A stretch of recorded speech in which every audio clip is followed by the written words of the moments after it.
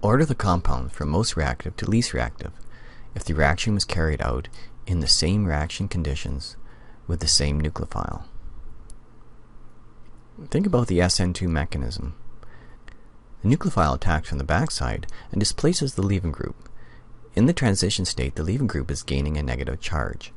The atom or molecule that is most stable with a negative charge will be the best leaving group and react the fastest. In the first reaction, the bromide ion is the leaving group. In the second reaction, the acetate ion is the leaving group. In the third reaction, the hydroxide ion is the leaving group. The best leaving group will be the weakest base. If you cannot remember their basicities, think about them as acids. HBr is a very strong acid and has a very weak conjugate base. Acetic acid is a weak acid and has a weak conjugate base. Water is a very weak acid and has a very strong conjugate base. How do we relate base strength of the leaving group with the rate of an SN2 reaction?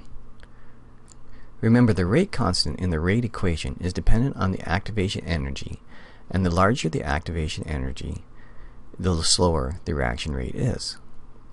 Thus, in the third reaction, the hydroxide ion is the leaving group.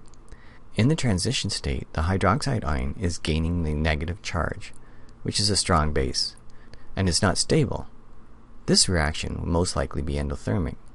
In the first reaction, bromine is gaining the negative charge. The forming bromide ion is very stable with a negative charge, and will readily accept the electrons from the sigma bond.